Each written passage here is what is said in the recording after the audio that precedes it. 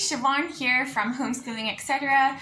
And I am a mommy of a nearly 4-year-old whose name is Milo, and I'm also currently 6 months pregnant with a baby girl who we decided to name Michaela.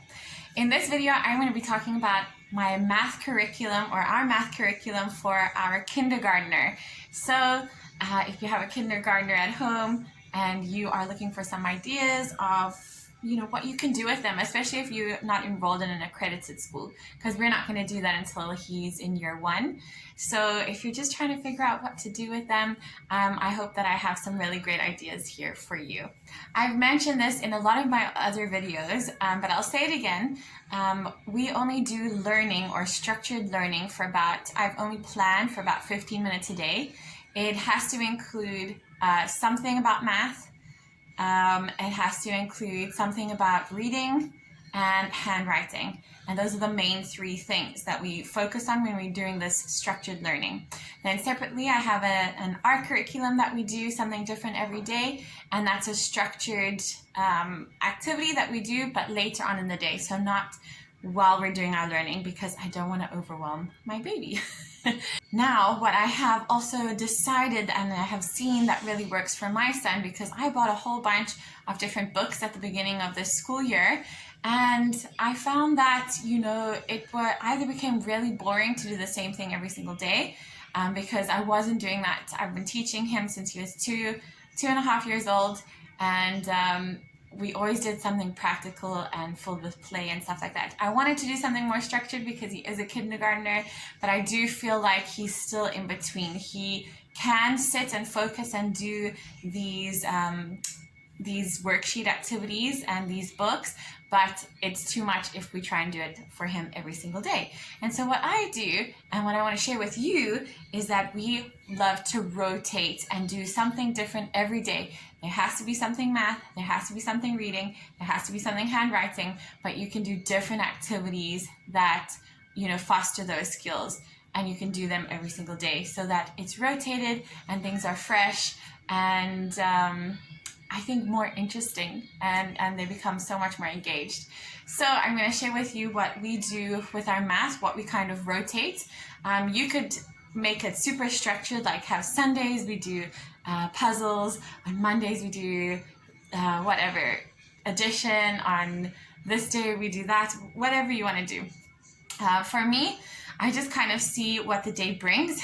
If I see my son is wanting to do something more practical, he doesn't have the mood that day to be sitting down and focusing on a worksheet, then I'll whip out a puzzle, or, so I just make sure that I'm keeping things interesting, but it's not so like this on this day and this on this day. No, I just kind of rotate them in depending on what he's doing, but I also make sure that there's a good amount of skills that he's doing per week. So I'm going to share with you what we have on our rotation.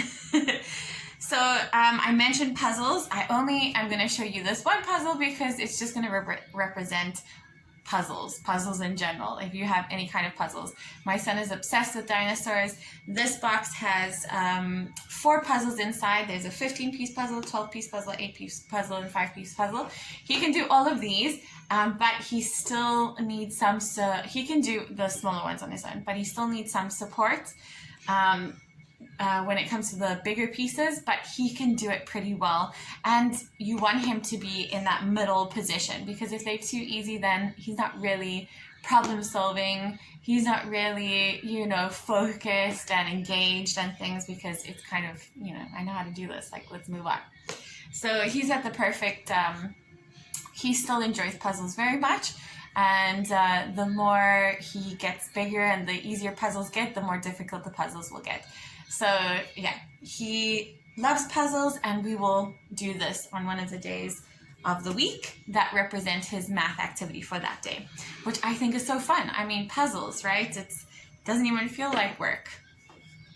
Then I have some educational, I guess they're puzzles, but they are not like puzzles for problem solving and fine motor skills and all that. It's more about it has real math concepts in them. So this is counting. It has a great matching, so he has to go and count the amount of whatever it is, and then he has to match it with a number and connect the puzzle pieces. I will give him a whole bunch of these, and he just goes and counts, and so he's really using his focus, practicing his counting, and matching and stuff like that. So there's these kinds of puzzles. I brought another 2 just to show you that it's a kind of puzzle. It's educational. Just to give you an idea of what I mean by educational puzzles. It's not really like building a picture. So here is Shape Shuffle. You can go through the shapes with your child, but basically it gives you like a piece of paper that has like the shapes. These are really cool, and then it has like the wooden pieces that you get inside. So I'll give you a look at that. What's really, really cool about these puzzles is that it'll have something as easy as that. Sorry, I'm trying to get the lights away so you can see. It has something as easy as that, and then you use these puzzle pieces to match. They're wooden puzzle pieces, so they're nice and sturdy and thick, and they're not going to break. But then it also has, it becomes more difficult as you go along. So this one has some shapes that you can recognize, but the rest you have to try and think of what shapes you can put in there to fill in the white.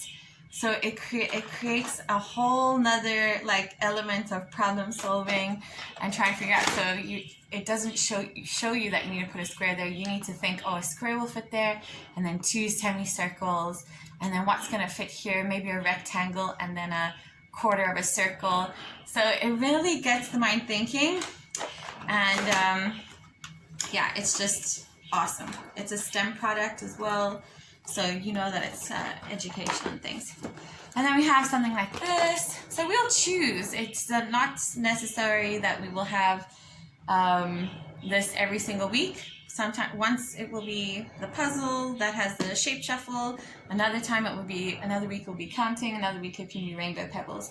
So this is pretty much the same concept as the one before, except this one has colorful pebbles, different pictures, and they also have challenges, like stacking challenges. So they have pictures that you'll have to identify the shape. It also gets a lot more difficult as you go along.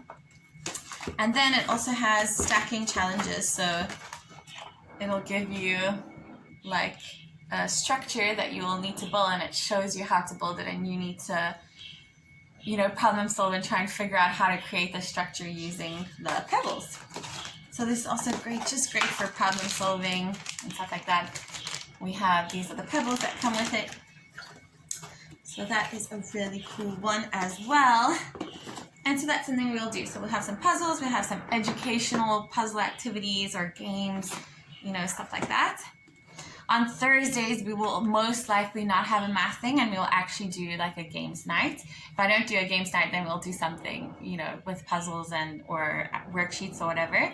But Thursdays is usually, it's our Fridays in Dubai. So when Daddy gets home, we'll play Snap. He's really getting into Go Fish now. He plays Jenga, that kind of stuff. And I feel like that's just great for problem solving and stuff anyway. And then I have a file with a whole bunch of worksheets in here that are based on math worksheets. So I bought a book, an activity book at the beginning of the year. If you haven't seen that activity book, I will link the video in the description below on my homeschooling haul for kindergarten. So it's a worksheet book, and we'll just take out a worksheet per day, and he will work through the worksheets. And then lastly, we do hand addition and hand subtraction, where I'll literally just be like, what's 5 plus 4? And and then he counts them. 1, 2, 3, 4, 5, 6, 7, 8, 9, 9. And what's 5 minus 2? 5, and he'll take away 2, and 1, 2, 3. So he's we'll just play with his hands and numbers, mostly using addition and subtraction, and he loves it. It's actually before we started doing worksheets, we were doing that. That's how I was teaching him, and it worked perfectly. And now with the worksheets, they have a lot more activities that really make you think, like find, the crabs in this picture, find all the crabs in this picture, how many crabs did you find? And so there's a lot more going on, which I think is fun and interesting for him. And that is it. That is what we kind of rotate. And there's so much more you can do. There's ideas on Pinterest and YouTube and stuff. I like to keep things fairly simple and fairly easy on my part as well. And just kind of work with what we have, because I feel like we always feel like we can do more. And I think in the beginning, when I just started, I would do so much stuff and become kind of exhausted. So now I just kind of use what we have, and it's been working absolutely fine. It's been great. And the rotation, like I said before, really, really helps. Now, I want to hear from you guys what it is that you do for your math curriculum or activities that you do with your kindergartner that relate to math. I would love some ideas. I'd love for you to share, because I would probably use it, especially if it's easy and it works, like Milo will be interested in it. So please share. Thank you so much for watching. I hope you enjoyed this video, and God bless you all. I love you, and I'll see you in my next one. Bye, guys.